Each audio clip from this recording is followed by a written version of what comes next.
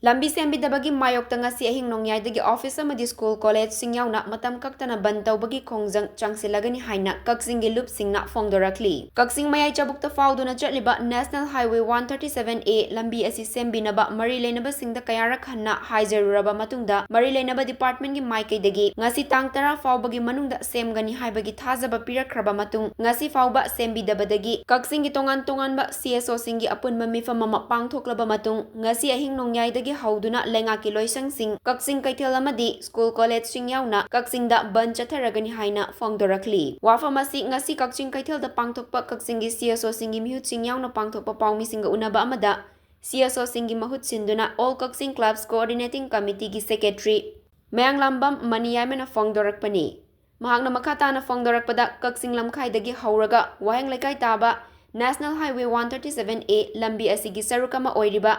Lupsing lamkhaidagi wabagai lamkhai faubagi lambigi fibam asi matam kayagi mamangdagi kahenna fatabana maram oiraga lambi asigi mapal tangduna hingliba mioi kayada chauna khudongthiba kaya mayokna handuna lakli maram asina miyamgi yaifanaba lambi asi sembinaba lengaki mari leinaba singda kayarak hanna haizarurabada lengaki department gi maikaidagi matam thaduna lakhibani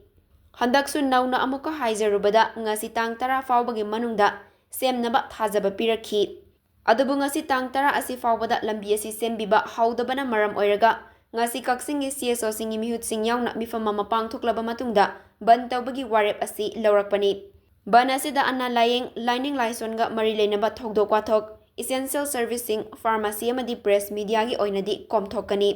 miyam gi yaifanaba CSO singna laurakliba bandh toubagi khongjang asida miyamna su awaba saruk yaminasi loinana yumthong khudingdagi mioi amamam thokpiraktuna punna bandh asida saruk yaduna saugatminasi haibagi appeal taurakhi matam kayagi mamangdagi aikoi Lupsing gi district headquarter oiba jaga chigi aikoi bazar mayai fauna chatliba National Highway 137A si aikoi sembiraktabana matam sangnagi Lupsing gi praja mayam ama aikoi awana tadu lagli leiriba Lupsing gi CSO sing mayam amana su aikoi haibam thokpa concern authority government gi mapi mapa sing de aikoi highway aba lawwe aba khongbe mayam aikoi haijagre district gi authority head oibiriba koi sir DC de su highway aba tanaba ya mayam tanaraba matungda department gi moi gi mari leinaba e engineer singna koi haying singge ngasi singge mathang tha singge haine koi da matam kama tha du sum lakpa aduna aikoi madugi makoin hairakpa sing adu thabak oina amukta pangtholakdaba madugumba kaya adudagi ngasi aikoi Lupsing da leijariba CSO sing samna ai mayamda ming panjage Lupsing Bazar Business Welfare Association Lupsing kaithel apunba imalup Lupsing apunba nupilup all Lupsing clubs coordinating committee volunteers coordinating committee joint non-government voluntary organization miyamna jangbo haina khangna organization naha singi khongthang amadi Lupsing lamkhai bazar board hairiba Lupsing da leiriba CSO sing ngasi mifam pangthokjaraba matungda mamangda aikoigi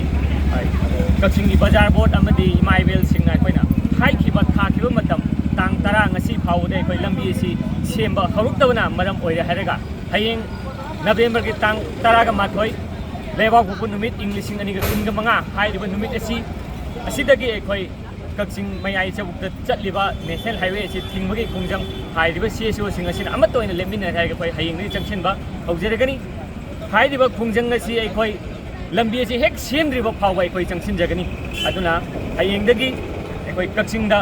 chatliba National Highway se lambi thingmagi khongjang hayengdagi koi haujaragani masile aikoi emergency services haibadi ana ai